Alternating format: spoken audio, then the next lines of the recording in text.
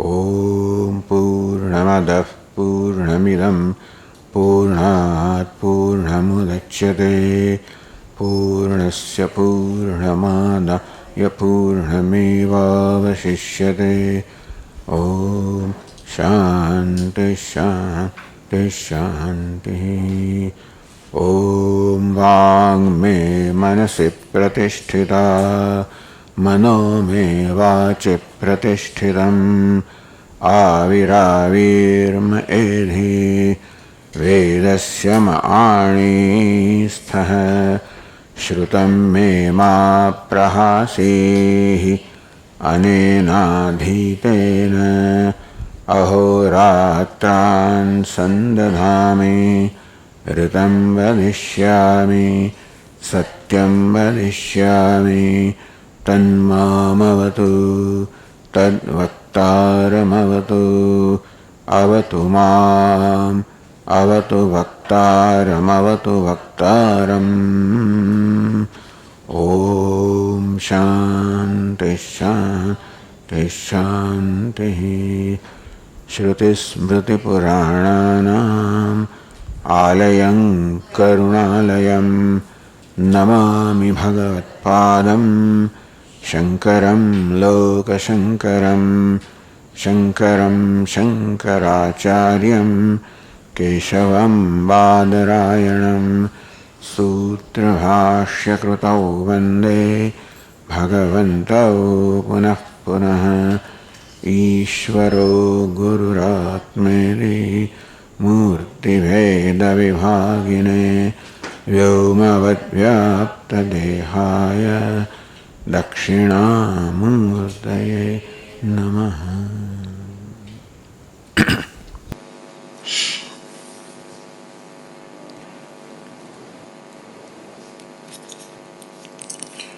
यत्र तिष्ठति भोक्तासौ सुप्तौ जागरणे पुनः यस्मादुदेति सोद्वैतः परमात्मा इति बुध्यताम्।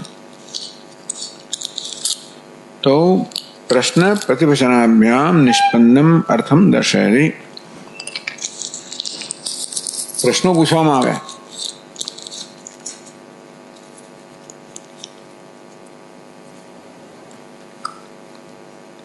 कि यत्र तिष्ठति भोक्तासौ सुप्तो सुषुप्तिमां आ भोक्ता છે એ ક્યાં રહેલો છે એનું અધિકરણ કયું છે? જાગરણે પુનઃ યસ્માદ ઉદેતિ, ભાઈ જાગે ત્યારે વળી પાછો ક્યાંથી ઉદેતિ, ક્યાંથી ઉદય થાય છે, ક્યાંથી વ્યક્ત થાય છે, પ્રગટ થાય છે? તો આ પ્રશ્ન प्रतिवचन उत्तर शू आप्यो? सह अद्वैतः परमात्मा इति बुध्यताम्। એટલે સમગ્ર ઉપનિષદ સમગ્ર સંવાદ છે એનો નિષ્કર્ષ આપવામાં આવ્યો કે આ પ્રશ્નો અને ઉત્તર સહ અદ્વૈત પરમાત્મા એટલે બુદ્ધતામ, અદ્વૈત પરમાત્મા છે જ્યાં આ જીવાત્મા કે ભોગતા સુષુપ્તિમાં સ્થિત થાય છે અને જ્યાંથી જાગ્રત થાય ત્યારે આવે છે, જેનું વાસ્તવિક સ્વરૂપ છે. इत्थम अद्वैत बोधार्थम अहंकारे परेश्वर स्पष्टचित प्रतिबिंब भूत. એને સ્વયં પરમાત્માએ આ પ્રકારની વ્યવસ્થા કરી રાખી છે. ઇત્થમ અદ્વૈત બોધાર્થમ, આ પ્રકારે અદ્વૈત તત્વનો બોધ થાય એ માટે परेश्वर अहंकारे स्पष्टचित प्रतिबिंब अभूत. परेश्वर कहो, परमेश्वर कहो, परमात्मा अहंकार में स्पष्ट चित प्रतिबिंब रूपे रह्यो, प्रवेश कर्यो. એટલે અહીં જે પ્રવેશની વાત કરવામાં આવી એનું આ પ્રકારનું અર્થઘટન કર્યું કે પરમાત્મા ચિદાભાસ રૂપે અહંકારમાં વ્યક્ત થયો, अहंकार में अहम वृत्ति में ए प्रतिबिंबित थयो. શેને માટે? અદ્વૈત બોધાર્થમ, જેથી એનું અનુસરણ કરવાથી આ એ ચિત્ત પ્રતિબિંબ છે, ચિદાભાસ છે, અહંકારમાં પ્રતિબિંબિત છે એનું અન્વેષણ કરવાથી છેવટે અદ્વૈત તત્વબોધાર્થમ, તો અદ્વૈત તત્વના બોધ માટે પરમાત્મા અદ્વૈત તત્વ છે અને એ અદ્વૈત તત્વ રૂપે પ્રગટ થયો નથી. પ્રગટ થવા માટે એને કઈ ઉપાધિ જોઈએ. અહંકાર ભાઈ ઉપાધિ છે,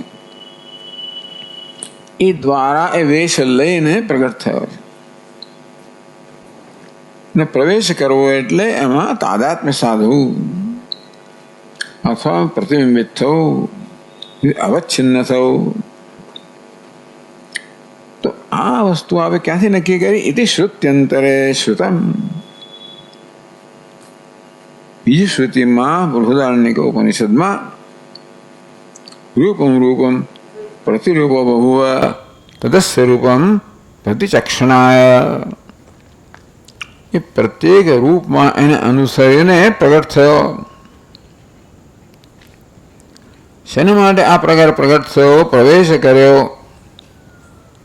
શા માટે? પ્રત્યેક જીવમાં પ્રાણીમાં અહમ અહમ એ રીતે પ્રગટ થાય છે.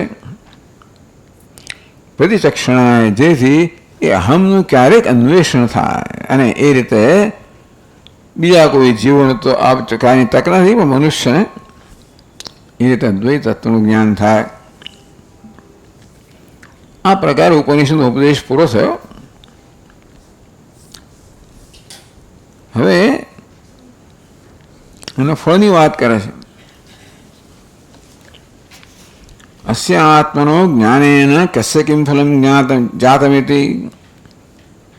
ઉપનિષદમાં ટીકાકાર કહે છે કે આ આત્માના જ્ઞાનથી ભાઈ કોને કયું ફળ મળ્યું? એથી બાળકે શંકામ વ્યાવર્તો એતમ. ફળ તો કહેવું જ જોઈએ. તો બાળકેના મનમાં આ પ્રકારનો પ્રશ્ન જન્મ્યો હોય કે આ દ્વૈત જ્ઞાનથી કોને કયું ફળ મળ્યું, તો ત્યાં કહે છે યાવદ્દવા ઇન્દ્ર એતમાત્માના ન વિજજ્ઞે. ઉપનિષદમાં કહ્યું જ્યાં સુધી ઇન્દ્રે આ અદ્વૈત આત્માનું એને જ્ઞાન પ્રાપ્ત ન થયું, તાવત એનમ અસુરાહ અભિબભૂવુ, ત્યાં સુધી અસુરો એને અભિભૂત કર્યો, પરાજિત કર્યો. ત્યાં સુધી અસુરો વડે પરાજિત થયો.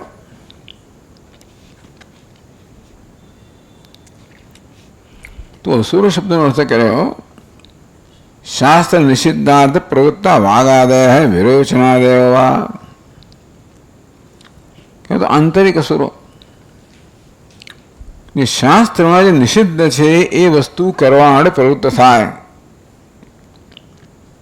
એવું આપણું મન.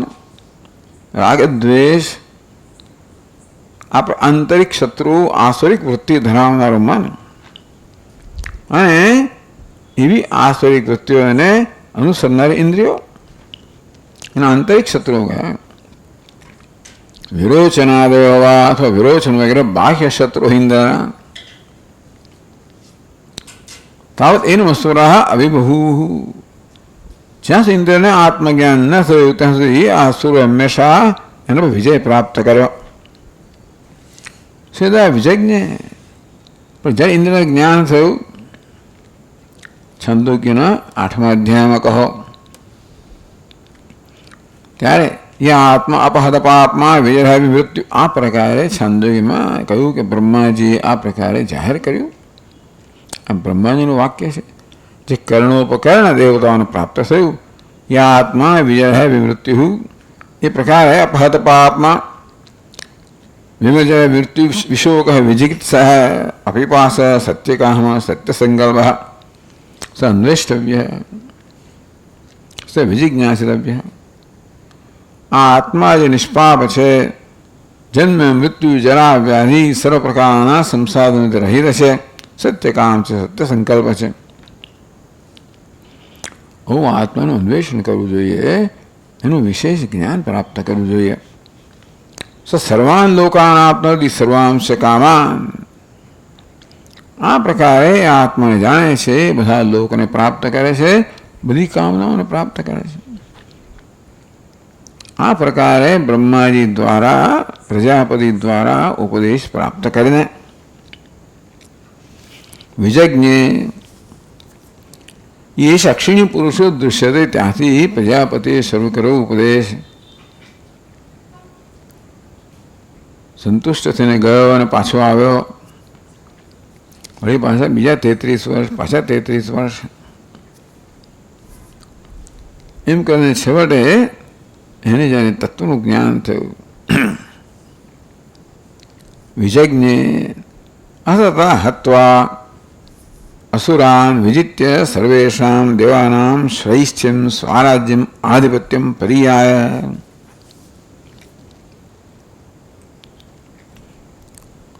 તો પછી બધા અસુરોને હત્વા, પહેલા આંતરિક અસુરોને હતા એમણે હણ્યા. આ બહારના અસુરો આપણા પર ત્યારે જ ખરેખર વિજય પ્રાપ્ત કરી શકે કે આપણને પ્રભાવિત કરી શકે જ્યારે આપણે આંતરિક શત્રુઓને પ્રભાવિત હોઈએ. આ કામ, ક્રોધ વગેરે આંતરિક શત્રુઓ છે. જ્યારે મનુષ્ય એનાથી અભિભૂત હોય ત્યારે બહારના શત્રુ, બહારની વસ્તુ શત્રુ બની જાય. એટલે ભગવાન કે બી તારો આ મિત્ર જ છે, આત્મનો બંધુ, આત્મી રૂપ આત્મા તારો બંધુ છે, હિત કરનારો છે, અને એ તારો શત્રુ છે. એટલે શત્રુ આત્મા, જે આત્માને પર વિજય પ્રાપ્ત કર્યો છે એ આત્માનો મિત્ર છે. બંધુરાત્મા આત્મના યેની આત્મના જીત. આત્મા આત્મના જીત, જેણે પોતાના અંતઃકરણ પર વિજય પ્રાપ્ત કર્યો છે એના માટે અંતઃકરણ કે આત્મા મિત્ર બની જાય છે, નહીં તો શત્રુ બની જાય છે. આ પ્રકાર આંતરિક શત્રુઓ પર અને એ દ્વારા બહારના શત્રુઓ વિજય પ્રાપ્ત કરીને સર્વેષાં દેવાનાં શ્રૈષ્ઠ્યમ કે ઉપનિષદમાં કથા આવી કે ઇન્દ્રને પ્રથમ જ્ઞાન થયું. એ રીતે એને દેવતાઓમાં શ્રેષ્ઠતા પ્રાપ્ત કરી. સ્વરાજ્ય સ્વરાજ બન્યો, પોતાનો જ રાજા, સ્વતંત્ર રાજા બન્યો, જેનું કોઈ પણ રાજા નથી, જે કોઈ પરતંત્ર નથી એવી સ્વતંત્રતા પ્રાપ્ત કરી. આધિપત્યમ પર્યાય, અધિપતિ બન્યો, અધિકપતિ બન્યો, પાલન કરનાર બન્યો. પર્યાય સર્વતો ગતવાન, પરિતઃ ઈયાય, સર્વ રીતે એને પ્રાપ્ત કર્યું.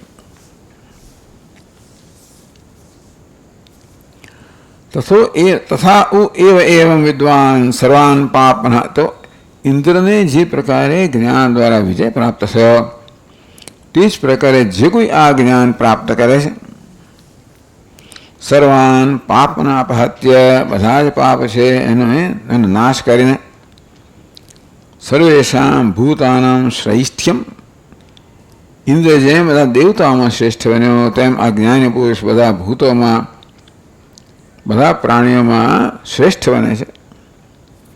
સ્વરાજ્યમ આધિપત્યમ પર્યેતિ, સ્વરાજ બને છે, અધિપતિ બને છે. એવં વેદ. આ પ્રકારે ઉપનિષદ સમાપ્ત થાય છે. તો આ અંશ છે ના હવે એને ગ્રંથકાર સમજાવે છે પછીના શ્લોકોમાં.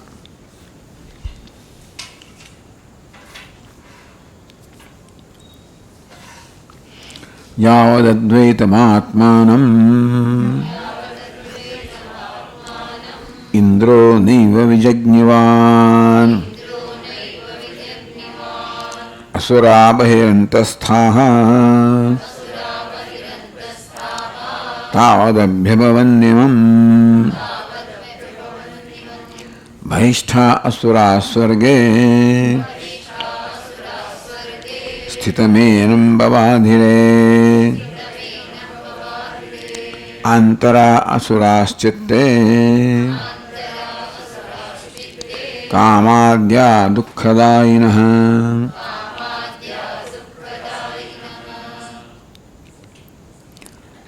યાવત ઇન્દ્ર અદ્વૈતમાત્માનં નૈવ વિજજ્ઞવાન, જ્યાં સુધી ઇન્દ્રને અદ્વૈત આત્માનું જ્ઞાન ન થયું ત્યાં સુધી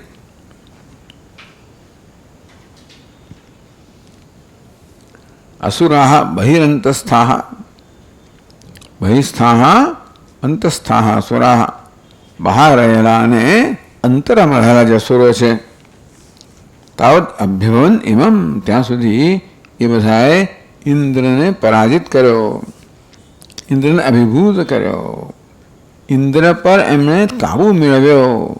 આ રીતે ઇન્દ્ર પર રાજ્ય કર્યું. આ કોણ અસુરો છે? બહિષ્ઠા અસુરા વિરોચન પ્રભૃતિ અસુરૈ. બહાર કયા અસુરો છે? વિરોચન વગેરે. સ્વર્ગે સ્થિતમ એનમ બબાધિરે. એ બહારના વિરોચન વગેરે અસુરોએ સ્વર્ગમાં રહેલા ઇન્દ્રને એ લોકો બાધિત કર્યો, પરાજિત કર્યો, એને ભગાડી મૂક્યો ખરેખર દેવતાઓને. અંતરા અસુરાશ્ચિત્તે કામાદ્યા દુઃખદાયિન.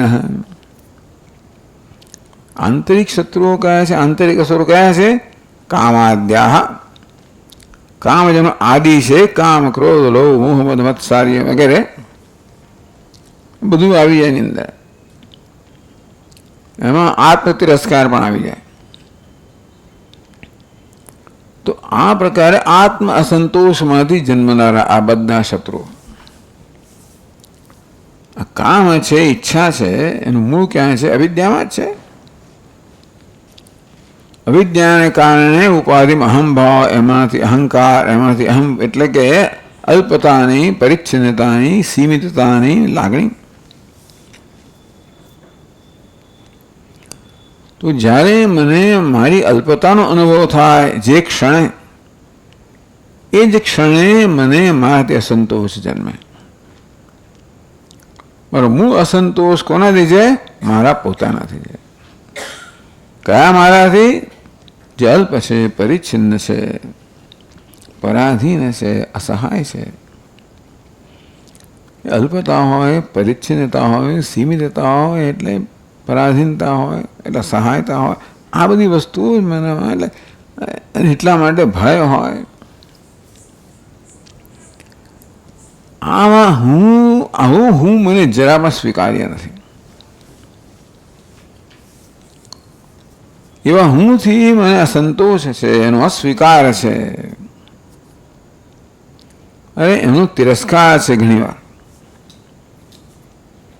આ મૂળભૂત તો મારા અંતઃકરણ જ જાણે કે એ કુરુક્ષેત્ર હોય, એમાં આ પ્રકારનું યુદ્ધ ચાલી રહ્યું, સંગ્રામ ચાલી રહ્યો છે, મારી સાથેનો સંગ્રામ.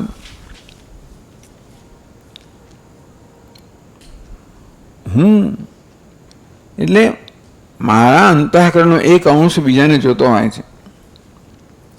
હું જે અહંકારથી આ પ્રકારે સભાન છું, જોઉં છું કે અહંકાર આવો છે, હું આવો છું. તેથી એમાંથી મુક્ત થવાની સ્વાભાવિક ઈચ્છા જન્મે, કામના જન્મે, એમાંથી કર્મ જન્મે. અને જો આ બધી વૃત્તિઓને બરોબર જો એમને સરખી રીતે સમજીને નિવારણ ન કરવામાં આવે તો એ છેવટે મારા પર રાજ કરીને મને અધર્મનું આચરણ કરાવડાવે. એમ કરીને આ બધી આસુરી વૃત્તિમાં વૃદ્ધિ થતી જાય. આ પ્રકારે આ માણસ પરાધીન બની જાય, અસહાય બની જાય. પછી રાવણ છે, દશમુખ છે, સીતાનું અપહરણ કરી જાય, અશોક વાટિકામાં કેદ કરે, શોક મગ્ન બની જાય. આવું બિચારું અંતઃકરણ છે. એમનું આકર્ષણ થયું સુવર્ણ મૃગનું, જે માયિક છે, જે મૃગમાં સૌવર્ણ્ય નથી ત્યાં એમને સુવર્ણતા દેખાય, તેમ જે વિષયોમાં સુખ નથી ત્યાં સુખ દેખાય છે, એને આકર્ષાય છે. અને તેથી આ દશમુખ રાવણનો ભોગ બને છે.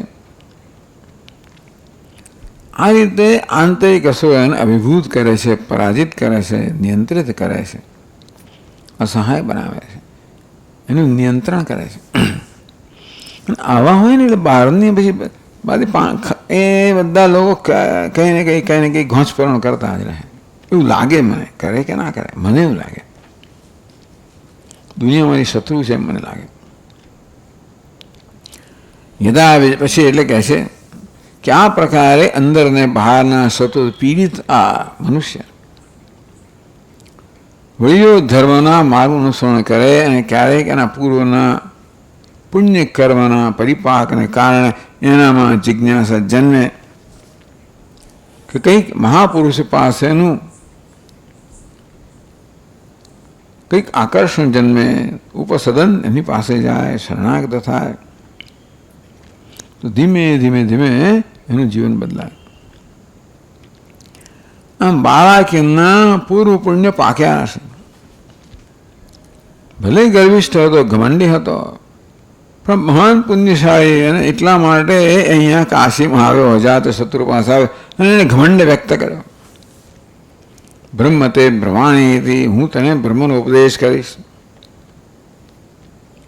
રાજા જાણે છે, છતાં એનો આદર કર્યો, એનો ઉપદેશ કરવાની તક આપી, અને થોડુંક એની પછી છેલ્લે કહ્યું ખરું જે રાજાએ કે બસ આટલું જ, આથી વધારે કંઈ છે કહેવાનું? થોડો ટોણો માર્યો એમ કહેવાય. એ ખાસ એના અભિમાન પર આઘાત કરવા માટે.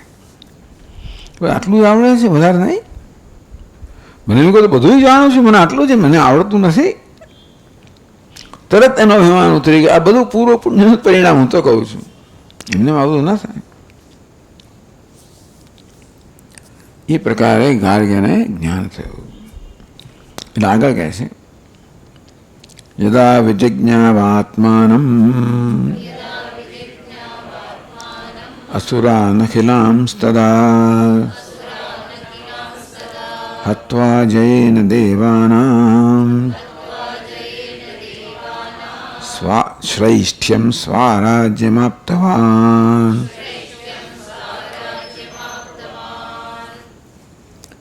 યદા વિજજ્ઞ આત્મા યદા આત્માન વિજજ્ઞ. જ્યારે ઇન્દ્રને, આ ઇન્દ્રની વાત ચાલી રહી છે,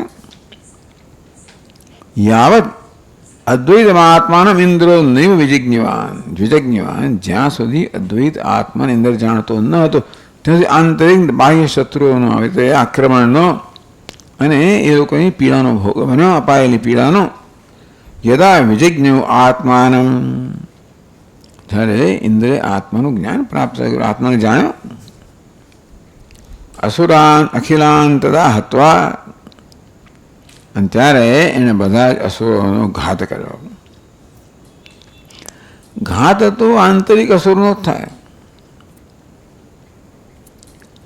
એટલે ભગવાન અર્જુન કહે ને,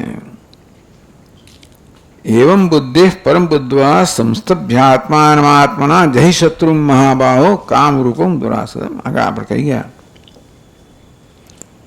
આ પ્રકારે બુદ્ધિનો પણ સાક્ષી છે, જે તારું સ્વરૂપ છે એને જાણીને આ કામ જે અજ્ઞાનની ઉપજ છે એનો તું નાશ કર. એટલે કામનો નાશ થઈ શકે. ભગવાન શિવજીના ત્રીજા નેત્રમાંથી અગ્નિ ઝરે ત્યારે કામદેવ બળીને ભસ્મ થઈ જાય. જે ભસ્મનો આ લેપ પોતાના દેહ પકડે એને મળે શોભા બની ગઈ. તે જ્ઞાન અગ્નિથી આ કામ નામનો શત્રુ, અવિદ્યા નામનો શત્રુ, અસુરા અખિલામ સદા, એ અસુર પર વિજય પ્રાપ્ત કરવો સંભવિત છે. એ અસુર છે એ માત્ર અવિદ્યાની ઉપજ છે.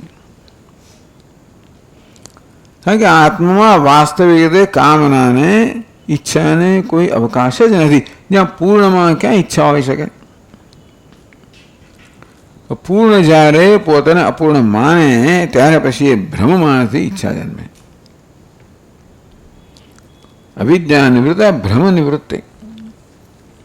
અને ત્યારે આ ઈચ્છા કે કામના અને એમાંથી જન્મેલા રાવણની આખી સેનાપતિ, ત્યાં મોહને રાવણ કહેવામાં આવ્યો, એમાંથી આ બધી સેના જન્મી. મોહમાંથી પછી એટલે શોક જન્મે, એટલે કામ ક્રોધ વગેરે જન્મે. અસુરાન અખિલામ સદા હત્વા, ત્યારે બધા જ અસુરોનો ઘાત કરીને આમ રામ રાવણ યુદ્ધ એ જ બતાવે છે આપણને કે આ દશમુખ રાવણ છે એનો ભગવાને કેવી રીતે ઘાત કર્યો. એમણે બ્રહ્માસ્ત્રથી ઘાત કર્યો. એના મસ્તક છેદવાથી કંઈ સર્યું નહીં. ત્યારે વિભીષણ કે ભગવાન એનો આત્મા એના મસ્તકમાંથી એની નાભીમાં છે, જે કુંભ છે, જે કારણે એ અમર છે. ત્યાં બ્રહ્માસ્ત્ર છોડવામાં આવ્યું. બ્રહ્માસ્ત્ર અહમ બ્રહ્માસ્મિ તદા અખિલાન અસુરાન હત્વા જયેન દેવાનામ શ્રેષ્ઠ્યમ સ્વરાજ્યમ આપતવાન. ત્યારે એ અસુરો પર વિજય પ્રાપ્ત કરવાને કારણે એને દેવતાઓમાં શ્રેષ્ઠતા પ્રાપ્ત કરી. બધા દેવતાઓમાં સ્વરાજ્યમ આપતવાન, સ્વરાજ બન્યો. એ પોતાનો રાજા બન્યો. અર્થાત બીજો કોઈ એના પર રાજ્ય નથી કરતો. એ મુખ્ય અર્થમાં સ્વતંત્ર બન્યો. કારણ કે અદ્વિતીયતામાં માત્ર સ્વરાજ્ય હોઈ શકે. બાકી જે દ્વૈત છે, હું પણ છું ને મારે જો બીજો પણ જે સત્તા ધરાવનાર છે તો ઘણા બધા રાજ્ય હોય ને. એક જ છું, હું જ માત્ર સત્ય છું, અદ્વિતીય છું. તો જ્યારે કોઈ દ્વૈત ભિન્ન બીજો છે જ નહીં તો પછી એ બીજો કોઈ રાજા જ ના હોય. એટલે સ્વરાજ છું. સ્વરાજ્યમ આપતવાન જય શ્રેષ્ઠ સ્વરાજ્યાધિકમ વિવેચયતિ. ઇન્દ્રને જય પ્રાપ્ત થયો, શ્રેષ્ઠતા પ્રાપ્ત થઈ, સ્વરાજ્ય પ્રાપ્ત થયું. વિવેચન કરે છે. પછીના શ્લોકમાં છે અજાત શત્રુતા મેતિ જાત બ્રહ્માત્મબોધન અંતર્બહિર્વા ક્વશત્રુ કશત્રુ મમ સર્વાત્મદર્શિનઃ.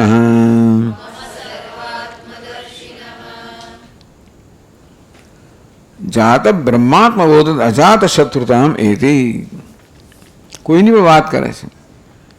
જાત બ્રહ્મબોધત બ્રહ્માત્મબોધ બોધાત, જેનામાં બ્રહ્માત્મ બોધ જન્મ્યો છે, જેણે આત્મા બ્રહ્મ છે એ પ્રકારના બોધ કે અપરોક્ષ જ્ઞાન પ્રાપ્ત કર્યું છે. અજાત શત્રુતામેતી એ અજાત શત્રુતાને, અજાત શત્રુપણાને પ્રાપ્ત કરે. અર્થ એ અજાત શત્રુ બને છે. કોણ છે અશત્રુ? ન જાત શત્રુ યસ્ય સ અજાત શત્રુ. જેનો કોઈ શત્રુ જન્મ્યો નથી, અર્થાત જેનો કોઈ શત્રુ બચ્યો નથી. એમ કહો જન્મ્યો ત્યારે હશે શત્રુઓ, પણ હવે જેનો કોઈ શત્રુ રહ્યો નથી. શત્રુ બુદ્ધિ વિનાશાય. શત્રુની બુદ્ધિનો વિનાશ કરો તો શત્રુ ઇતિ બુદ્ધિ. બુદ્ધિમાં શત્રુ પણ રહ્યો નથી, અર્થાત કોઈ એનો શત્રુ રહ્યો નથી. આમ કોઈને પણ જોઈને કે કોઈના પણ અનુભવથી એનામાં શત્રુ છે એ પ્રકારની બુદ્ધિ જન્મતી જ નથી. તો બીજું કોઈ ક્યારે મારો શત્રુ બને? એ જ્યારે મને હાનિ પહોંચાડે એવું મને લાગે,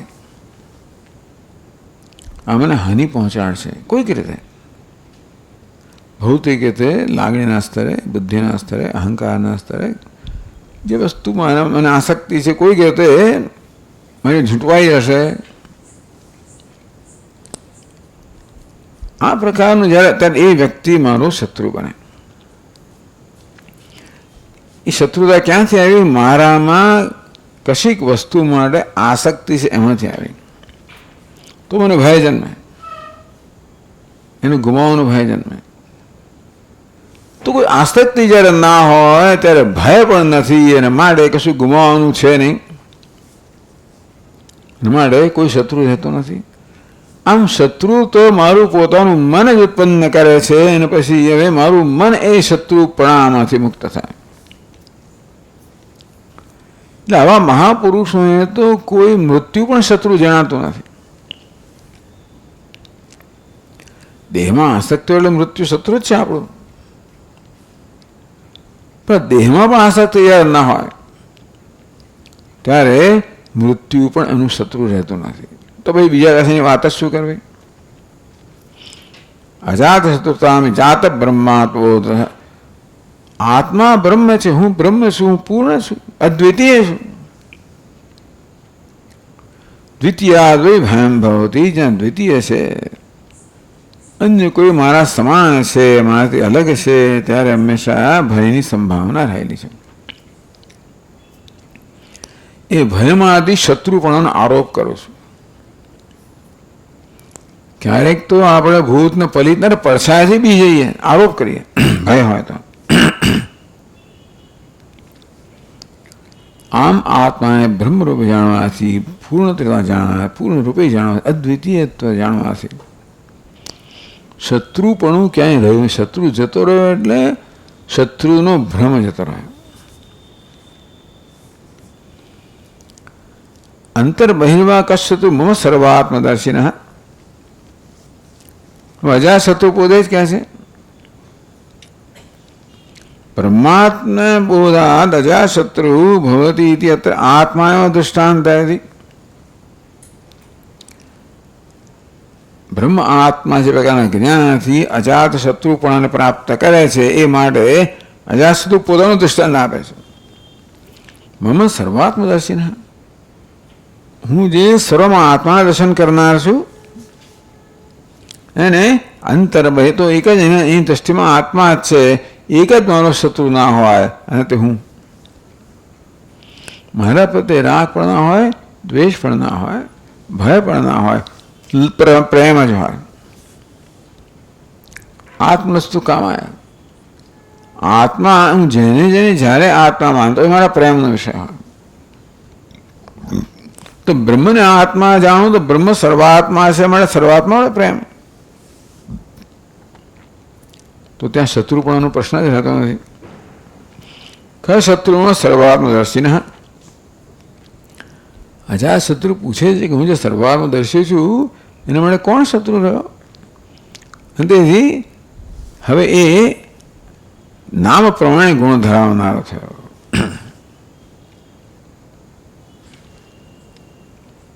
તો સમજાવે છે ગ્રંથકાર કે આ શત્રુઓ ક્યાંથી જન્મ્યા. કહે છે બ્રહ્માદ્યા સ્થાવરાંતાયે પ્રાણિનો મમતે વપુઃ કામક્રોધાદયો દોષાઃ જાયેરન્મે કુતોન્યતઃ. આ શ્લોક ઉપદેશ શાસ્ત્રમાંથી આવે છે, 9મા અધ્યાયમાંથી. તો ત્યાંથી લેવામાં આવ્યો છે. બ્રહ્માદ્યા સ્થાવરાંતા, બ્રહ્માજન આદિ છે ત્યાંથી સ્થાવર સુધીના જે કંઈ બધા પ્રાણીઓ છે. આમ અચેત વસ્તુ સામે આપણો શત્રુ બની ના શકે. ચેતન શત્રુ હોય તો બ્રહ્મથી માંડીને સ્થાવર એટલે વૃક્ષો વગેરે સુધીના જે પણ પ્રાણીઓ છે તે વપુઃ એવું કહે છે. સર્વાત્મ દર્શનને આ પ્રકારે વ્યક્ત કરાવ્યું. આ બધા પ્રાણીઓ મારો પૂહ, મારો દેહ છે, પૂરી છે, મારો દેહ છે. કામક્રોધાદ દોષા જાયરન્મે કુતોન્યતઃ સતિ અન્યસ્મિન તત્ર કામઃ તદલાભે ક્રોધશ્ચ ભવેત. સતિ અન્યસ્મિન જ્યારે અન્ય હોય ત્યારે ત્યાં ભય જન્મે, એમાંથી કામના જન્મે,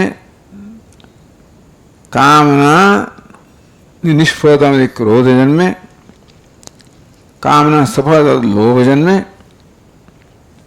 આમ એટલા માટે કામને મુખ્ય શત્રુ કહેવામાં આવ્યો. સતી હિ અન્યસ્મિન, જ્યાં સુધી મારી દ્રષ્ટિમાં અન્ય છે કોઈ એનું સમાન સત્તા માનું છું, તત્ર કામ, ત્યાં કામના હોય. જ્યાં દ્વૈત છે, ભેદભાવ છે, ત્યાં જ કામનાનો સંભવ છે. તત અલાભે ક્રોધ હૈ, એની કામના પૂરી ન થાય તો ક્રોધ જન્મે છે. કામ ક્રોધાદેવ દોષ જાયરન્મે કુતો અન્યત. જ્યારે અન્ય જ રહ્યો નથી, કારણ બધા પ્રાણીઓ તમારા દેહ છે. દેહ એટલે હું જ છું. તો જેમ દેહમાં અન્ય નથી તેવી રીતે પ્રાણીઓ અન્ય જ નથી મારાથી. અન્ય ના હોય ત્યાં ભયનો ક્યાં સવાલ છે, કામનો ક્યાં સવાલ છે, ક્રોધનો ક્યાં સવાલ છે. આ તો અતઃ અહમ અજાત શત્રુ હિતી, તેથી હું અજાત શત્રુ છું.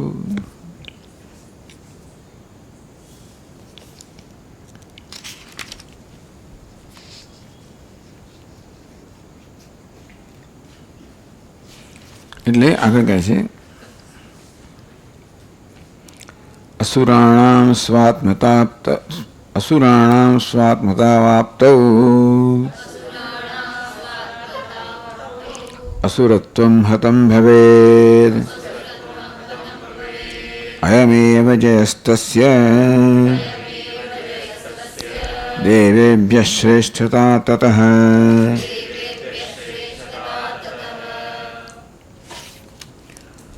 અસુરાણામ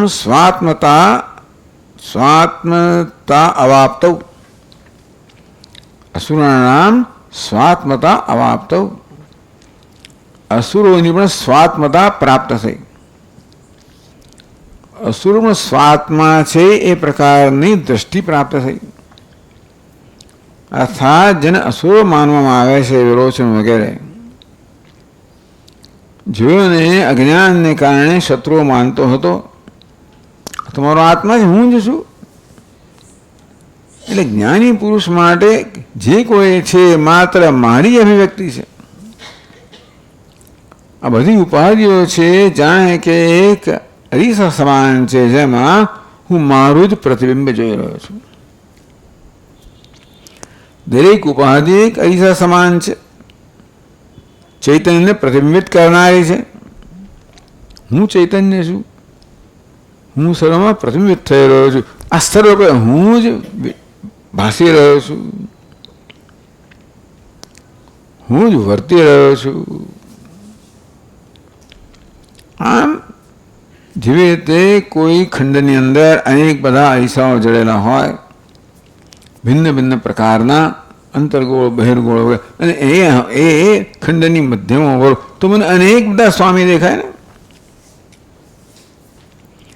એ પ્રત્યેક સ્વામી એકબીજા કરતાં જુદા જણાય છે. અંતર્ગોળમાં એક પ્રકારનો જણાય, બહિર્ગોળમાં બીજા પ્રકારનો જણાય.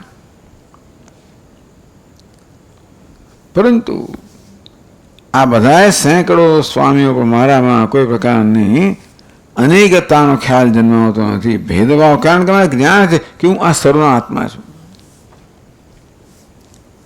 ભલે બધા પ્રતિબિંબો એકબીજા કરતાં ભિન્ન જણાતા હોય અને મારાથી ભિન્ન જણાતા હોય, એ પ્રતીતિ છે. પણ દ્રષ્ટિ કહે છે આ સર્વ હું જ છું. એ બધા મારામાંથી ઉદ્ભવ્યા છે, મારામાં સ્થિત છે, મારામાં હું અહીંથી જઈશ, બહારમાં લીન થઈ જશે. સ્વપ્નમાં જો એક જ આત્મા છું, સમગ્ર સ્વપ્ન જગત રૂપે પ્રગટ થયેલો છું. તેમ જાગ્રત અવસ્થામાં પણ એક જ હું આ સમગ્ર જગત રૂપે પ્રગટ થયેલો છું. તો જેમ અરીસામાં પ્રતિબિંબને જોઉં ત્યારે મારામાં અન્યત્વ જન્મે જ નહીં, તેવી રીતે અન્યત્વ જન્મતું જ નથી. અસુરનામ સ્વાત્મતા અવાપ્તૌ, અસુરોમાં પણ સ્વાત્મતા પોતાનાપણું પોતાના જ દર્શન થાય. અસુરત્વ ત્યારે એનું અસુરત્વ જતું રહે છે, એનું શત્રુત્વ જતું રહે છે, એનું અન્યત્વ જતું રહે છે. જે અન્ય છે ત્યાં અનેક પ્રકારનો આરોપ થાય. એ શત્રુ મિત્ર પુત્ર બંધો માકૃ યત્ન વિગ્રહ સંધુ. શત્રુ કહેવાય, મિત્ર કહેવાય, પુત્ર કહેવાય, બંધુ કહેવાય. એટલે કોઈ સાથે વિગ્રહ કરવું, કોઈ સાથે વિગ્રહ સંધિ કરવું,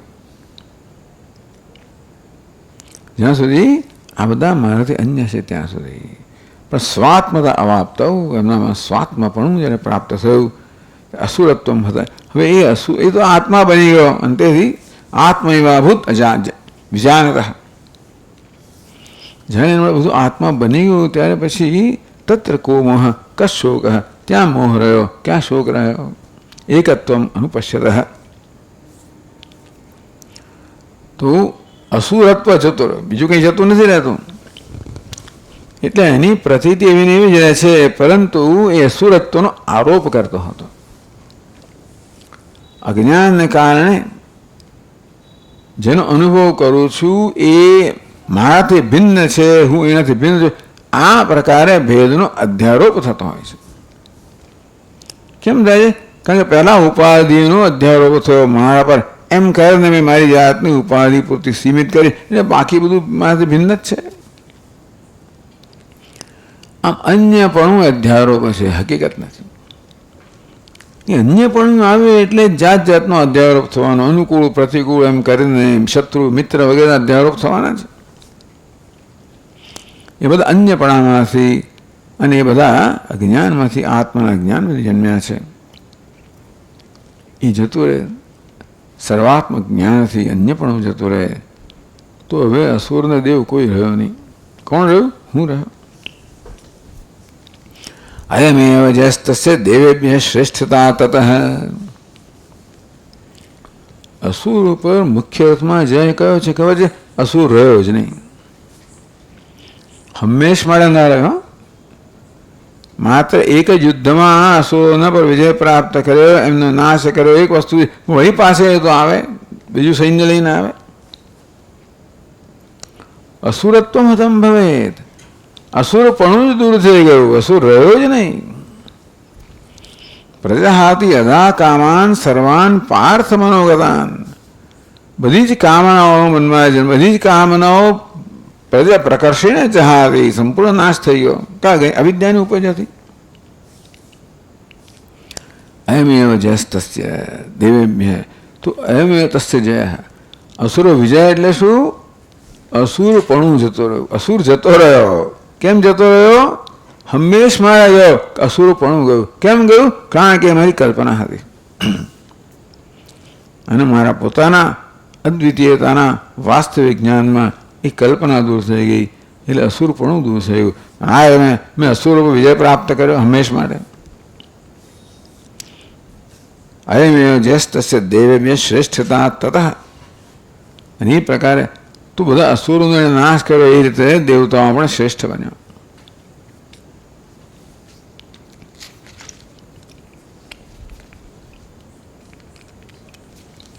પછી કહે છે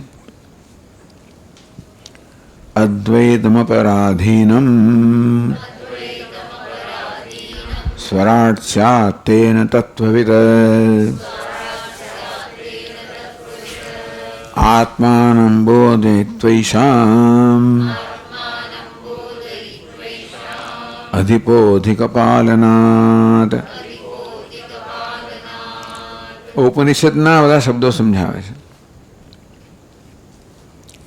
ત્યાં ક્યાં સર્વાના સર્વેષાં ભૂતાનાં શૈષ્ઠ્યમ સ્વરાજ્યમ આધિપત્યમ પર્યેતિ. તો શ્રેષ્ઠતા સમજાવી. હવે આધિપત્ય સમજાવે છે, સ્વરાજ્ય સમજાવે છે. અદ્વૈતમ અપરાધીનમ.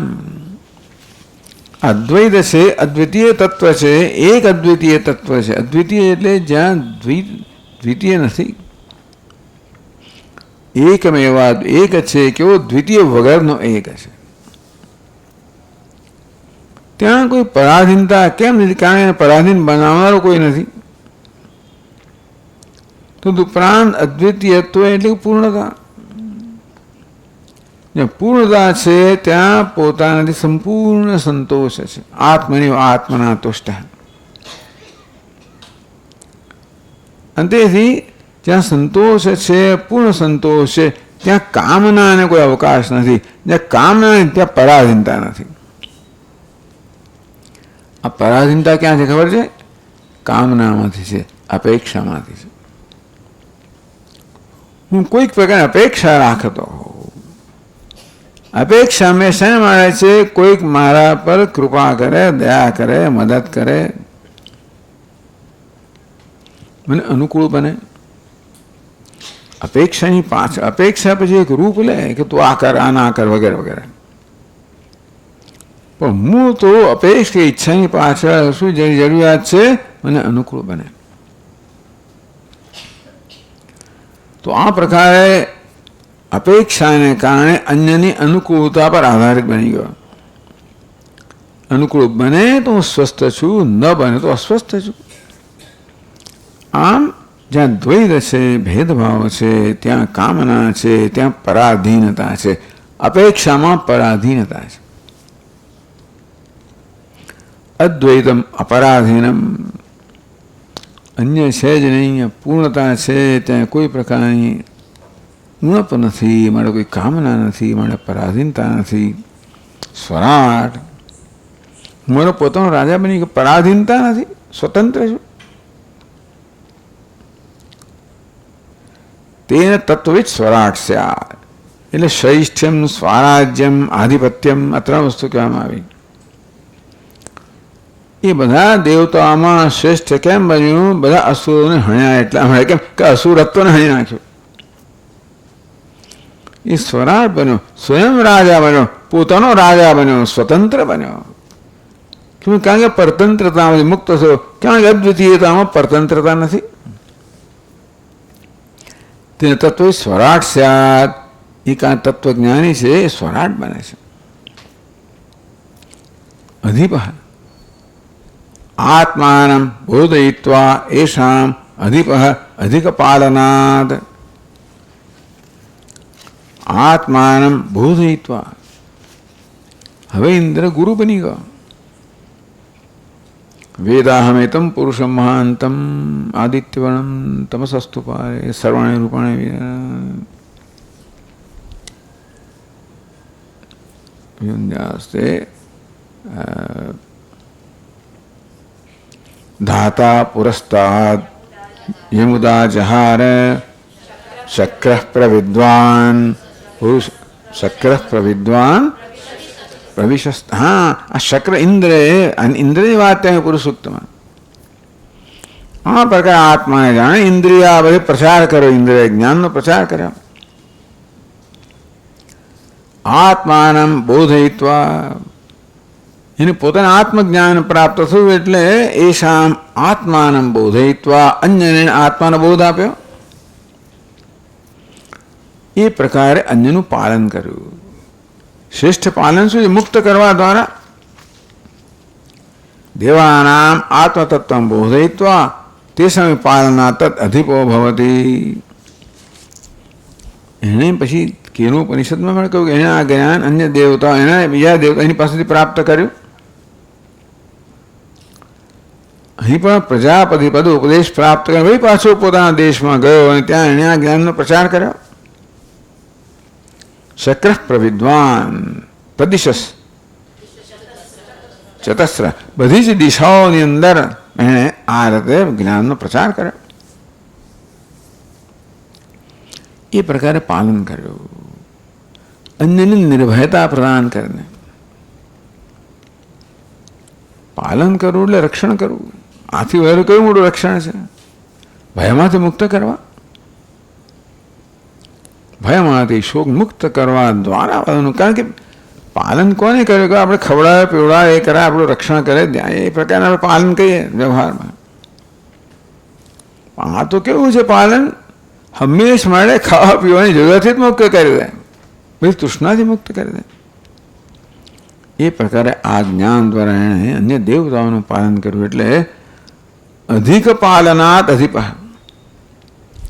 અધિપ એટલે પાલન કરનાર, પાલન કરવું. એટલે અધિક પાલન કરવાને કારણે એને અધિપ કહેવામાં આવ્યો. અધિક પાલન કેવી રીતે કર્યું? આમ તો ઇન્દ્ર હોવાને, રાજા હોવાને કારણે પાલન કરતો હતો. બધી જરૂરિયાતો, ભૌતિક જરૂરિયાતો પૂરી કરવા દ્વારા. પણ મૂળભૂત જરૂરિયાત પૂરી કરવા દ્વારા હંમેશ માટે પાલન કરવું માટે એને અધિપ કહેવામાં આવ્યો અને આધિપત્ય પ્રાપ્ત કર્યું.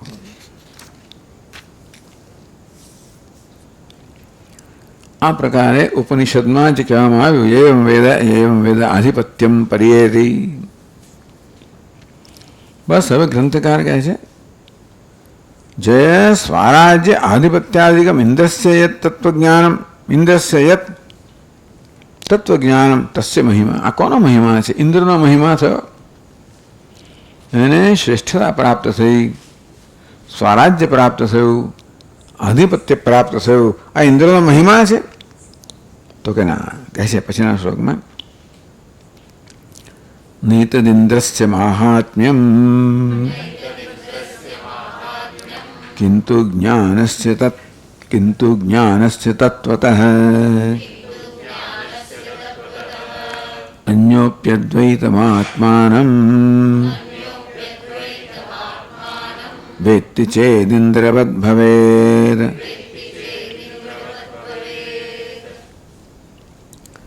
નૈતદિન્દ્રસ્ય માહાત્મ્યમ. શ્રૈષ્ઠ્યમ છે, સ્વરાજ્યમ છે, આધિપત્યમ છે, એવું ઇન્દ્રનું મહાત્મ્ય નથી. કિંતુ તત્વતઃ જ્ઞાનસ્ય મહાત્મ્યમ. આ તત્વતઃ આત્માને તત્વતઃ જાણવાને કારણે આ મહાત્મ્ય ઇન્દ્રને પ્રાપ્ત થયું. એટલે આ જ્ઞાનનું મહાત્મ્ય છે. આ જ્ઞાનના અભાવે ઇન્દ્ર બિચારો અભિભૂત થઈ ગયો, પરાધીન થઈ ગયો, દીનહીન થઈ ગયો અજ્ઞાનને કારણે. અને જ્ઞાનને કારણે આવો બન્યો, શ્રેષ્ઠ બન્યો, સ્વરાટ બન્યો, અધિપતિ બન્યો. તો ઇન્દ્ર તો એનો જ રહ્યો, એની ઉપાધિ તો એની જ રહી. તો એ જ ઇન્દ્ર પહેલા જે પરતંત્ર હતો, દીન હતો, ભયભીત હતો, એ જ ઇન્દ્ર હવે સ્વરાટ બની ગયો, અધિપતિ બની ગયો, શ્રેષ્ઠ બની ગયો. શું ફેર પડ્યો? અજ્ઞાન અને જ્ઞાનનો ફેર પડ્યો. એટલે કિંતુ તત્વ જ્ઞાનસ્ય મહાત્મ્યમ. આ તત્વતઃ આત્માને જાણવાને કારણે હતું એ જ્ઞાનનું મહાત્મ્ય છે. એટલે આને અર્થવાદ કહેવાય. આ પ્રકારે કથાઓ કહેવામાં આવે એ દ્વારા ઇન્દ્રનું મહાત્મ્ય પછી કે આ તો જ્ઞાનનું મહાત્મ્ય છે. એટલે આ પ્રકારે જ્ઞાનની સ્તુતિ કરવામાં આવી. શેના માટે? એમાં પ્રેરિત કરવા માટે, પ્રોત્સાહિત કરવા માટે. તો માત્ર ઇન્દ્રનું મહાત્મ્ય હોય તો ઇન્દ્રને જ માત્ર ઇન્દ્ર પૂરતું જ સીમિત રહે. પરંતુ જ્ઞાનનું મહાત્મ્ય મને જે કોઈ જ્ઞાન પ્રાપ્ત કરે એના મહાત્મ્ય પ્રાપ્ત થાય. અન્યોપ્યદ્વૈતમાત્માનમ વેત્તિ ચેત ઇન્દ્રવદ ભવેત. અન્યો બી કોઈ પણ જે કોઈ હોય અદ્વૈત આત્માને વેત્તિ ચેત, બીજો કોઈ પણ જો અદ્વિતીય આત્માને જાણે છે, હું અદ્વિતીય છું એ પ્રકારે જાણે છે, ઇન્દ્રવદ ભવે. એ પણ ઇન્દ્રની જેમ શ્રેષ્ઠ બની જાય, સ્વરાટ બની જાય, અધિપતિ બની જાય. શેને કારણે? આ જ્ઞાનના મહિમાને કારણે. અર્થાત આ તો પોતાનું સ્વરૂપ જો જ્ઞાનથી બનાતું હોય, જ્ઞાન તો માત્ર જે છે એને પ્રકાશિત કરે ને. તો જ્ઞાનથી હું શ્રેષ્ઠ બની જતો હોઉં, સ્વરાટ બની જતો હોઉં, અધિપતિ બની જતો હોઉં. એનો અર્થ એ થયો કે અત્યારે પણ હું શ્રેષ્ઠ છું, સ્વરાટ છું, અધિપતિ છું. અને જ્ઞાન મારા એ સ્વરૂપને પ્રગટ કરે છે. અર્થાત મારી શ્રેષ્ઠતા, મારું સ્વરાજ્ય, મારું આધિપત્ય આ બધું અજ્ઞાનથી આવૃત થયેલું છે. એ જ્ઞાન આવરણ દૂર કરીને મારા વાસ્તવિક સ્વરૂપ પ્રગટ કરે છે. આ કોઈ ઉપાધિનું વર્ણન નથી. મારે ગમે તેવો હોય રથ્યા ચર્વ વિરચિત કંથ, પુણ્ય પુણ્ય વિવર્જિત પંથ, ગમે તેવો હોય. ટૂંકમાં રથ્યા ચર્પળ વિરચિત કંથ, આ શેરીની અંદર જે ચીંથરા પડેલા છે ભેગા કરીને એમાંથી બનાવેલી ગોદડી પહેરતો હોય. પુણ્ય પુણ્ય વિવર્જિત પંથ, યોગી યોગ નિયોજ ચિત્ત, રમતે બાલન મત. તો કે આવો યોગી છે એ કેવો, એનો બહારનો દેખાવ કેવો છે એ મહત્વનું છે નહીં. એનો આત્માનો મહિમા છે. અજ્ઞાનનો મહિમા કહેવાય, ખરે આત્માનો મહિમા છે. આત્મના વિંદતે વીર્યમ વિદ્યા વિંદતે મૃતમ. આત્મના વિંદતે વીર્યમ. આ વીર્ય આત્માનું છે, મને વિદ્યાથી પ્રાપ્ત કરે છે.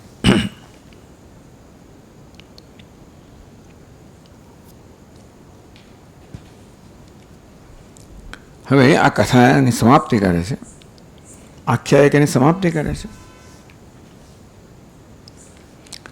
અજાત શત્રુ બાલા કિમ વિપ્રમિત્તમબોધયત તથૈવોત્તમતા ગર્વમ ત્યક્ત્વા જાનીત બુદ્ધિમાન.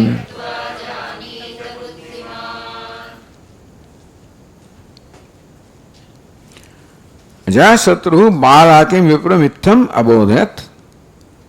અજાતશત્રુએ બાલાકી વિપ્ર હતો, ઇત્થમ આ પ્રકારે અબોધયત આ પ્રકારે ઉપદેશ કર્યો, અર્થાત બોધ પ્રદાન કર્યો, એટલે કે પ્રબુદ્ધ બનાવ્યો. હું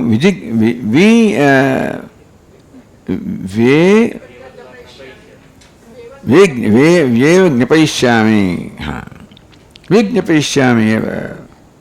હું તને જ્ઞાન કરાવીશ, એ પ્રતિજ્ઞા. તો અજાતશત્રુએ બાલાકી વિપ્ર હતો, એને આ પ્રકારે બોધ કર્યો. આ રીતે બાલાકી પણ હવે તે શું બન્યો?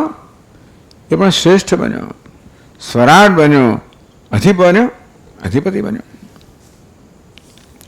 તથૈવ ઉત્તમ. તો આ બાલાકીનું શું? ઉત્તમતા ગર્વમ ત્યક્ત્વા. તો બાલાકીની જેમ, ગાર્ગ્યની જેમ ઉત્તમતા ગર્વમ ત્યક્ત્વા. આ બાળે શું કર્યું? ઉત્તમતાના ગર્વનો ત્યાગ કર્યો. હું બ્રાહ્મણ છું અને એની સાથે જે બધી વસ્તુ જતી હોય એ ઉત્તમ છું. બીજા બધા માથે ઉતરતા છે, બીજાથી ચઢિયાતો છું. આ ઉત્તમતાનો ગર્વ હતો.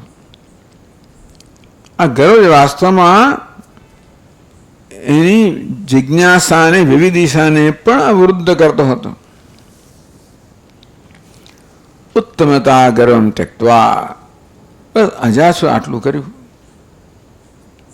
બસ આટલું જ આવડે છે. એતાવન્નું ઇતિ, બસ આટલું જ છે. એટલા ફુગ્ગો ફૂટી ગયો.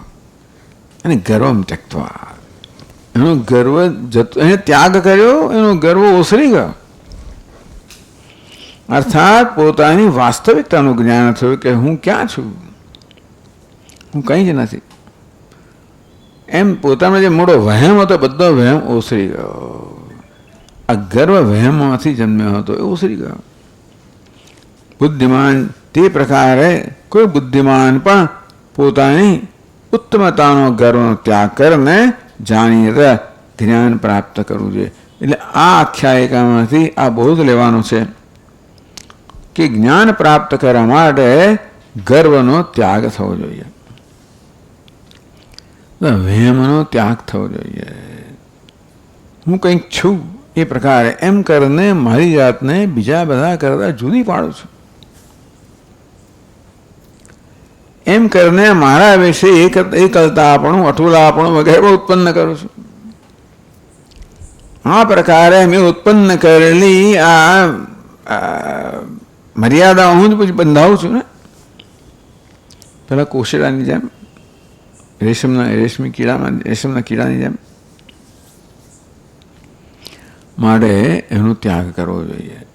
એટલે સાધન બતાવ્યું, ગર્વનો ત્યાગ. એની સાથે બધું ત્યાગ આવી જ જાય.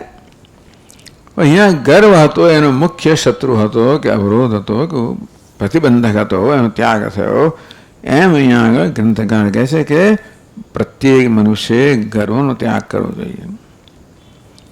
ગર્વ ક્યાંથી જન્મે છે? ઉપાધિમાં, અહમભાવમાંથી. બધાને ગર્વ હોય છે, પણ બધી વિશેષતાનો ગર્વ હોય છે. કોઈ પ્રકારની વિશેષતા હું ધરાવું છું.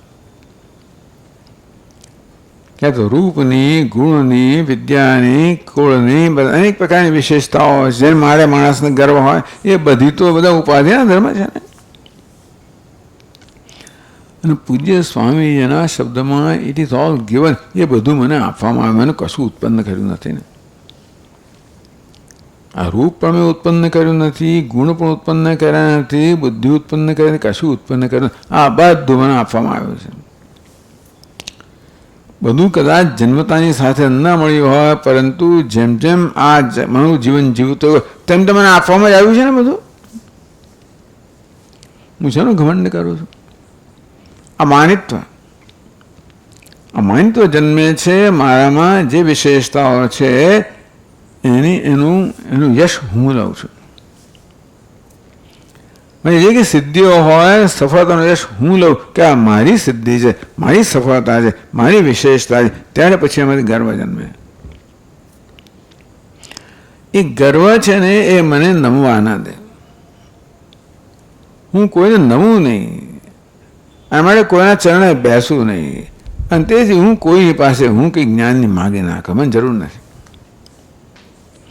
બ્રહ્મ તે ભ્રમાણી, હું તને બ્રહ્મનો ઉપદેશ કરીશ. એવું થાય. તું મને બ્રહ્મનો ઉપદેશ કર, હું તને બ્રહ્મનો ઉપદેશ કરીશ.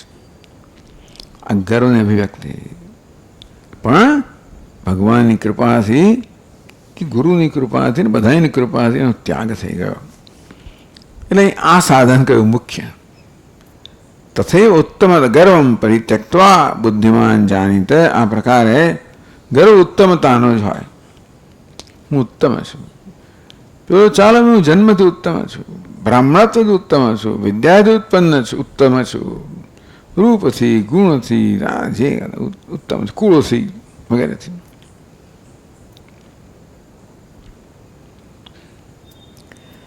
તેન ગર્વમ ત્યક્ત્વા બુદ્ધિમાં વિદ્યા ગૃહ્યાથી જ્ઞાયતે.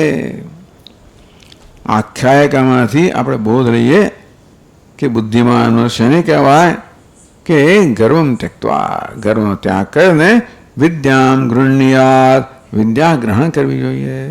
એવું જ્ઞાયતે, એવો બોધ આપણને આખ્યાયિકામાંથી મળે છે.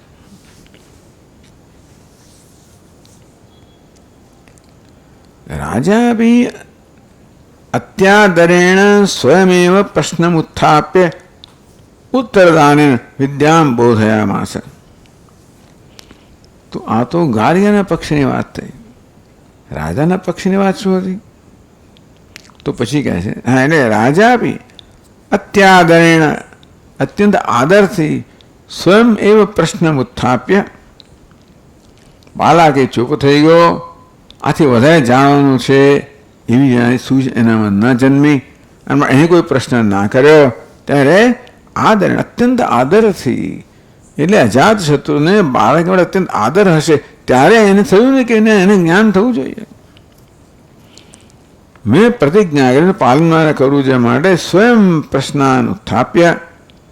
એ પોતે જ પ્રશ્ન ઉત્પન્ન કર્યા અથવા ઉપસ્થિત કર્યા, ઉત્તર અને પોતે ઉત્તર આપ્યો. ભાઈ શિષ્યએ પ્રશ્ન કર્યો હોય ને ગુરુ ઉત્તર આવે, એક વસ્તુ છે. ગુરુએ પ્રશ્ન જન્માવ્યા શિષ્યના મનમાં. વાત તો બરોબર છે, આ તો વિચાર્યું નહોતું ભાઈ. આ ક્યાં હતો? એ સુષુપ્તિ ક્યાં હતી? એટલે કે એની ઉપાધિ કઈ હતી? ક્યાં હતો ને ઉપાધિ કઈ હતી એમ સમજવાનું. એ હતો પરમાત્મામાં, પણ અજ્ઞાન ઉપાધિ, અજ્ઞાન ઉપાધિ વાળો હતો. એ જાગ્યો એટલે શું? ઉપાધિ અજ્ઞાન લઈને જન્મ્યો, માટે જાગ્યો એટલે આ ઉપાધિમાં અહંભાવ કર્યો. આખી કથા કહી દીધી આટલામાં. આ 3 પ્રશ્નમાં આખી સંસારની કે જીવાત્માની કથા આવી ગઈ. વિદ્યામ બોધયામાસ. આ પ્રકારે અજાત શત્રુએ પોતે જ આવી રીતે આગળ આવીને એને બોધ આપ્યો. એમ અન્ય અપી વિદ્વાન કુર્યાત ઇતિ અવગમ્યતા. બીજી વસ્તુ જાણવા મળે છે આપણને કે આ કથામાંથી, આખ્યાયિકામાંથી ગાર્ગ્ય દ્વારા કેવી રીતે ગર્વનો ત્યાગ કરીને વિદ્યા પ્રાપ્ત કરવી જોઈએ, અને અજાત શત્રુના પક્ષની આખ્યાયિકા દ્વારા અન્યોપી વિદ્વાન કુર્યાત ઇતિ અવગમ્યતે. અન્ય પણ જે વિદ્વાન છે એને પણ આ પ્રકારે સામે ચાલીને વિદ્યા પ્રદાન કરવી જોઈએ. તો એ વાત કહે છે પછીના શ્લોકમાં કહે છે વિદ્વાનપ્યુપસન્નાય દદ્યાદ વિદ્યામ મહાદરાદ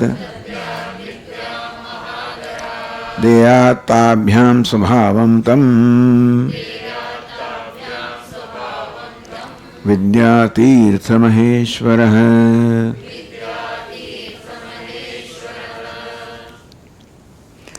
વિદ્વાન અભી એવો અન્યો વિદ્વાન કુર્યાત ઇતિ અવગમ્યતે. બીજું જે કોઈ વિદ્વાન હોય આ પ્રકારે કરવું જોઈએ. શું કરવું જોઈએ? ઉપસન્નાય મહાઆદરાદ વિદ્યામ દદ્યાત. અગત્યની વસ્તુ કહી. ઉપસન્નાય જે ઉપસન્ન થયો છે, જે શરણાગત થયો છે, અર્થાત જેણે જ્ઞાનની માટેની પ્રાર્થના કરી છે, તસ્મૈ મહાઆદરાદ વિદ્યામ દદ્યાત. ગુરુએ શિષ્યનો આદર કરવો જોઈએ. અત્યંત આદરથી ગુરુએ શિષ્યને આ વિદ્યા પ્રદાન કરવી જોઈએ.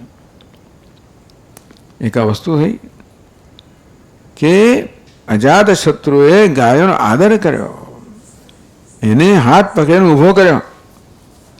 જ્યારે જોયું કે મને કશું આ તો આવડતું નથી, અત્યંત લજ્જિત થઈ ગયો, શર્મિંદો થઈ ગયો. એટલા માટે એવી લજ્જા કે શરમ જ્યારે મનમાં હોય ત્યારે મન આપણું વિદ્યા ગ્રહણ કરવા માટે તૈયાર નથી હોતું. દદ્યાદભીતિમ સહસા મહાત્મા એને નિર્ભય બનાવવો જોઈએ. એટલે લજ્જા વગેરે ટૂંકમાં ભય હોય, લજ્જા હોય, આ બધી મનની સ્થિતિ છે એ અજ્ઞાન માટેના પ્રતિબંધકો છે. એટલો અજાતશત્રુએ પહેલા એને લજ્જામાંથી મુક્ત કર્યો, એ સ્વસ્થ બન્યો. અને ત્યારે પછી આ ઉપદેશ પ્રાપ્ત કરવાની સ્વસ્થતા પ્રાપ્ત કરી અને પછી ઉપદેશ મેળવી શક્યો. એ પ્રકારે અજાતશત્રુએ ગાયોનો આદર કર્યો. કેમ? ઉપસન્નાય.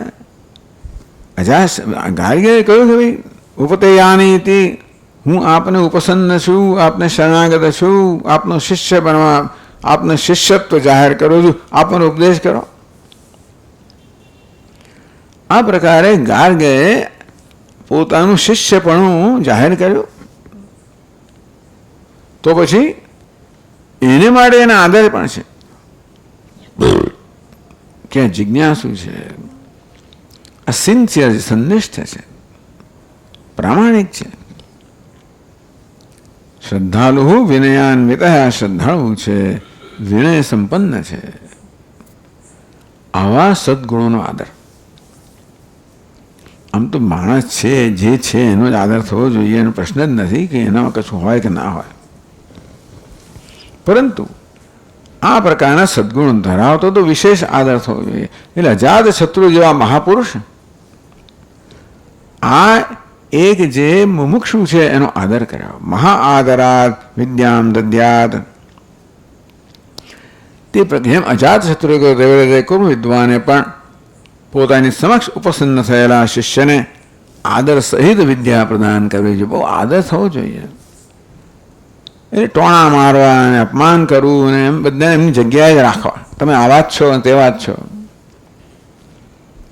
એમ કરીને પોતાનું આધિપત્ય હંમેશા બતાવવું, પોતાનું મહત્વ બતાવવું. અને શિષ્ય દીનહીન હંમેશા આવે તે બસ આમ હીનતા જ રહે, દીનતા જ રહે, નમસ્કાર જ કરતો રહે અને તે એના પગની ધૂળ બિચારા માથા પર મૂકતો. આવી જાતની સ્થિતિ ઉત્પન્ન કરે. ઘણા લોકો એમાં હોય છે. પોતે કંઈક છે, તમે આ છો. ઘણા લોકોને ગમતું હોય છે, એવું હોય છે. આપણે એમને આપણા સમાન રીતે ગણીએ ત્યારે એમને કે આ તો બરાબર નથી. તમે બરોબરનું અપમાન કરીને એને સ્થાને મૂકો, હીનતા બતાવો તો લાગે હું બરોબર છું. એવી જાત જાતની વિકૃત માણસવાળા ઘણા લોકો દુનિયામાં બધા મળી જતા હોય, એમાં શંકા નથી. એમાં આપણને કોઈ વસ્તુ પણ આ કહેવાનો ભાવ એ છે કે તો વિદ્યા પ્રાપ્ત ના કરી શકાય આવી મનસ્થિતિમાં જ્યાં પોતાનો સ્વીકાર છે. એટલે લગભગ પોતાને સમાન ગણવામાં આવે છે. આદર કરવો એટલે શું? ભાઈ તું પણ ભલે તું શિષ્ય છે, ભલે તું જ્ઞાનનો ઈચ્છુક છે, પણ એટલે તો કે ઉતરતો છે એવું નથી.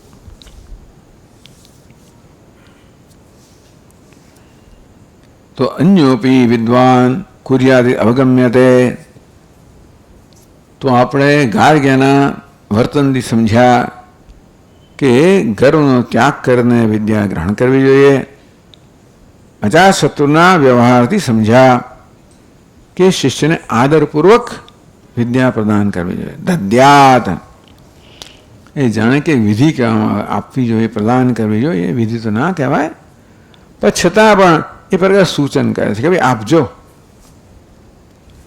તમે એની અવગણના ના કરશો, એની ઉપેક્ષા ના કરશો. ઘણીવાર ઉપેક્ષા હું માનતો નથી આ બધામાં. હું કોઈ શિષ્ય બનાવવાનો, હું કોઈ ઉપદેશ નથી કરતો. એવા હોય છે મહાપુરુષો, ભલે એટલે કે એવું નથી કે આપણે કરવું જ જોઈએ, પણ આવી શાસ્ત્ર અપેક્ષા રાખે છે ને માટે તો જ આ પરંપરા જળવાઈ રહે. ઉપદેશ કરવો એ પણ આવશ્યક એટલા માટે છે કે આ જ્ઞાન પરંપરા જળવાઈ રહે. વ્યવસ્વતે યોગમ પ્રોક્તવાન હમવ્યમ વ્યવસ્વાન મનુવે પ્રાહ મનુરીક્ષા એવં પરંપરા પ્રાપ્તમ. આ જ્ઞાન પરંપરાથી પ્રાપ્ત થયું છે. એ પરંપરા જળવાઈ રહે. નો બ્રહ્માદિભ્ય બ્રહ્મ વિદ્યા સંપ્રદાય કર્તૃભ્ય વંશર્ષિભ્ય મહદ્ભ્ય હવે સંપ્રદાય કરતા જોઈએ. આ પ્રકારે પરંપરા જળવાઈ રહેવી જોઈએ અને એ રીતે પણ આપણે આનો આદર કરવો જોઈએ. અને તેથી પરંપરાની જાળવણી માટે પણ વિદ્વાન મહાપુરુષોએ જે ઉપસન્ન છે એને ઉપદેશ કરવો જોઈએ. ઈદૃશમ સ્વભાવ ગુરુ શિષ્યાભ્યામ દત્વા. છેલ્લી પંક્તિમાં કેવી સુંદર પ્રાર્થના કરે છે. દેયા તાભ્યામ સ્વભાવમ તમ. આ વાંચ્યો ને શ્લોક? હા. વિદ્યા બરાબર. વિદ્યા તીર્થ મહેશ્વર તાભ્યામ તમ સ્વહમ દદ્યાત દેયાત. વિદ્યા તીર્થ મહેશ્વર.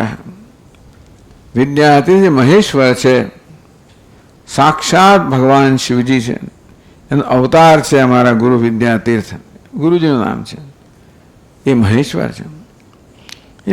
એવા શિષ્યોને એટલો બધો આદર હોય છે ગુરુ, કે એવા ગુરુ મહાન એવા હોય છે, એવો આદર જન્માવે કે આ સાક્ષાત પરમેશ્વર જ છે. તો વિદ્યારણ્ય સ્વામીને કોઈના મળે લાગતું હોય કે આ સાક્ષાત મહેશ્વર જે કેવા હશે, વિચાર કરો. એવા વિદ્યા તીર્થ મહેશ્વર. ભગવાન મહેશ્વરનો આ અવતાર. તાભ્યામ તમ સ્વમ દયાત. તાભ્યામ ગુરુ શિષ્યાભ્યામ. એ ગુરુ શિષ્ય બંનેને આવો સ્વભાવ પ્રાપ્ત થવો જોઈએ ને. શિષ્યને સ્વભાવ પ્રાપ્ત થવો જોઈએ કયો? કે એ ગર્વનો ત્યાગ કરે. અને ગુરુ સ્વભાવ પ્રાપ્ત કરવો જોઈએ કે આદરથી એ વિદ્યા પ્રદાન કરે, ઉપદેશ કરે. આવું થવું જોઈએ. જો સ્વભાવ તો ભગવાન આપે તો ખરો. આ વસ્તુ તો હોય તો ખરી. એ ક્યારે હોય? ઈશ્વરની કૃપા હોય ત્યારે. એટલે મહેશ્વર ભગવાન, મહેશ્વર વિદ્યા તીર્થ પ્રાર્થના કરે છે ગુરુજીને કે ભગવાન આ બધાય ગુરુ અને શિષ્યોમાં, બધા ઉપદેશ કરનારા, ઉપદેશ પ્રાપ્ત કરનારામાં આ પ્રકારનો સ્વભાવ પ્રદાન કરો બધાને, કે ઉપદેશ પ્રાપ્ત કરનારના આવી જાતની નમ્રતા હોય. વિનયાન્વિત. શ્રદ્ધાલુ વિનયાન્વિત. એ શ્રદ્ધાળુ હોય, વિનય હોય. આ તો કૃપાથી જ પ્રાપ્ત થાય. અને ગુરુમાં પણ આ પ્રકારનો સ્વભાવ હોય કે આદર સહિત વિદ્યા પ્રદાન કરે. એ પણ ભગવાનની કૃપા હોય તો વિદ્યાતીર્થ મહેશ્વર આ પ્રકારે એમને સ્વભાવ પ્રદાન કરો. એવી આ જુદા પ્રકારનું એમનું અહીંયા જે ભાઈ સમાપ્તિ છે, જ્યાં જુદા પ્રકારની ઉપસંહાર, આ પ્રકારે ગ્રંથ સમાપ્ત થાય છે. બહુ ઉત્તમ રીતે ઉપનિષદનું નિરૂપણ કરવામાં આવ્યું. હવે એક દિવસ આપણી પાસે છે, એક જ દિવસ છે, જો કે છતાંય જેવી રીતે આપણે જોયું આગળનું કૌશિતકનો પહેલો અંશ જે ઇન્દ્ર પ્રતર્દનના સંવાદ રૂપે હતો, એનું પણ બ્રહ્મસૂત્રમાં પ્રતિનિધિત્વ છે. પ્રાણસ તથાનુગમાદિતિ આરભ્ય એને પ્રતર્દન અધિકરણ કહેવામાં આવ્યું. બ્રહ્મસૂત્ર 1, 2, 11 એવું છે. તો એ ત્યાંથી પ્રારંભ થનારું અધિકરણ છે. એમાં એ પ્રતર્દન ઇન્દ્ર સંવાદ છે એની ચર્ચા થઈ. એનો તાત્પર્ય નિર્ણય થયો. તેવી રીતે બ્રહ્મસૂત્ર તદ્ભાષ્યાદિષુ પૂર્વાધ્યાયોક્તા ઇન્દ્ર પ્રતર્દન આખ્યાયિકા વિચારિતા. એ બ્રહ્મસૂત્રના એ અધિકરણમાં ઇન્દ્ર પ્રતર્દનની આખ્યાયિકા છે એનો વિચાર કરવામાં આવ્યો. એ જ અધ્યાયોક્તો બાલાકી અજાત. આ અધ્યાયમાં બાલાકી અજાત શત્રુને સંવાદ કર્યો. જગદ્વાચિત્વ અધિકરણ અપર પર્યાય બાલાકી અધિકરણે કહેતો ને બાલાકી અધિકરણ કહેવામાં આવે છે અથવા તો જગદ્વાચિત્વ અધિકરણ કહેવામાં આવે છે. તત્ર સમ્યક વિચાર્ય પરબ્રહ્મ પરતયા નિર્ધારિત કે આ અધ્યાયની અંદર પણ પરબ્રહ્મનો ઉપદેશ છે. તો આ પ્રકારે ત્યાં અહીં ઉપનિષદમાં કહેવામાં આવ્યું હતું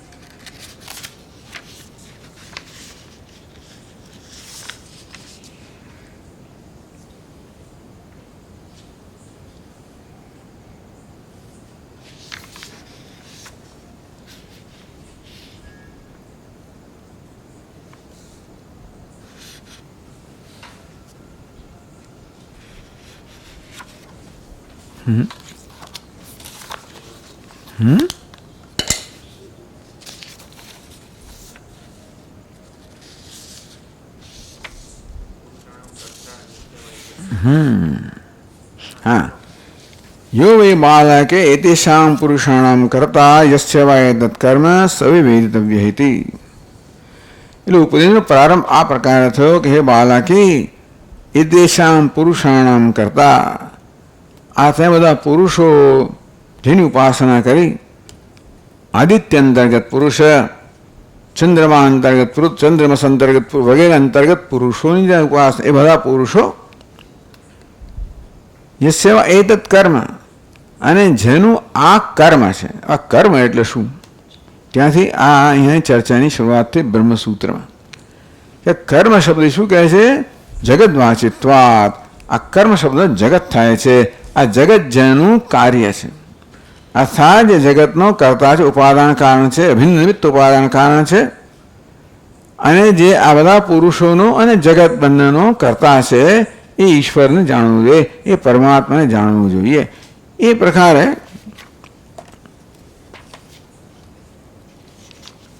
એટલે બ્રહ્મસૂત્રમાં એટલા માટે કહેવામાં આવ્યું કે ભાઈ જગદ્વાચિત્વ અધિકરણ. જગત વાંચવા કર્મ શબ્દ છે એ જગતનો વાંચી છે. એનો અર્થ જગત થાય છે. આ જગતના પુરુષોનો અને જગતનો જે કર્તા છે એ પરમાત્માને જાણવું જોઈએ.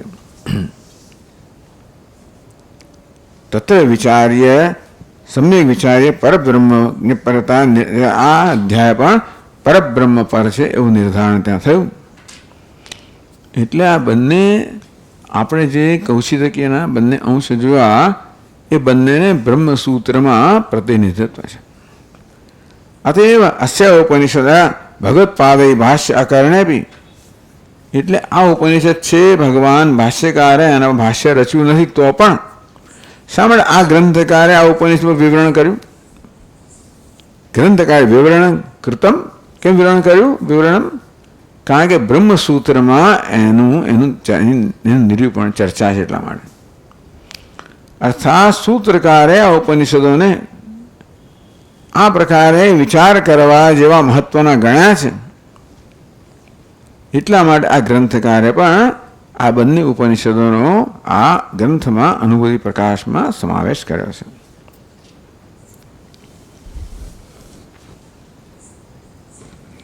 અધ્યાય ચતુષ્ટય પરિમિતાયામ ઉપનિષદી, તો 4 અધ્યાયનું ઉપનિષદ છે. પહેલા 2 અધ્યાયની અંદર તો કર્મ વગેરેની ઉપાસનાની વાત છે.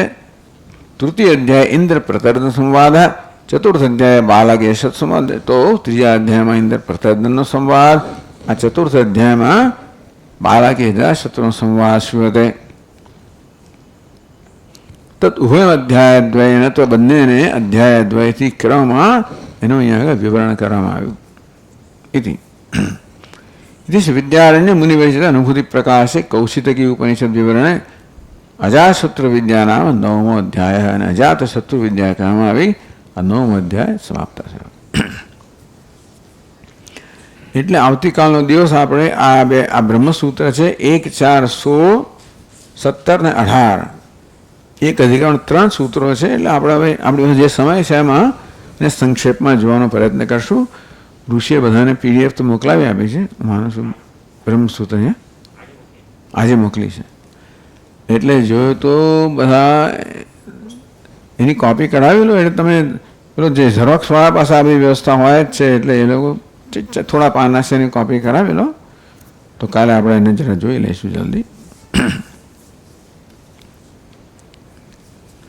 ઓમ વાંગ મે મનસી પ્રતિષ્ઠિતા મનો મે વાચે પ્રતિષ્ઠિતમ આવિરાવિર્મ એધિ વેદસ્ય આણીસ્થઃ શ્રુતમ મે મા પ્રહાસી અનેનાધીતેન અહોરાત્રાન સંદધામિ ઋતમ વદિષ્યામિ સત્યમ વદિષ્યામિ તન્મામવતુ તદ્ભક્તારમવતુ અવતુ મામ અવતુ ભક્તારમવતુ ભક્તારમ. ઓમ શાંતિ શાંતિ શાંતિ. ઓમ પૂર્ણમદઃ પૂર્ણમિદં પૂર્ણાત પૂર્ણમુદચ્યતે પૂર્ણસ્ય પૂર્ણમાદાય પૂર્ણમેવાવશિષ્યતે. ઓમ શાંતિ શાંતિ શાંતિ.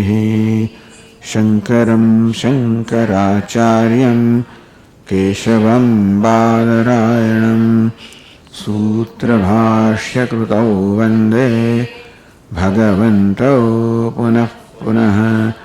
ઈશ્વરો ગુરુરાત્મેતિ મૂર્તિભેદવિભાગિને વ્યોમવદ્વ્યાપ્તદેહાય દક્ષિણામૂર્તયે નમઃ. ઓમ શાંતિ શાંતિ શાંતિ. હરિ ઓમ. શ્રી ગુરુભ્યો નમઃ. હરિ ઓમ. આજે આપણે કંઈ મુલતવી રાખશું, બહુ મોડું થઈ ગયું છે. એટલે આજે કોઈ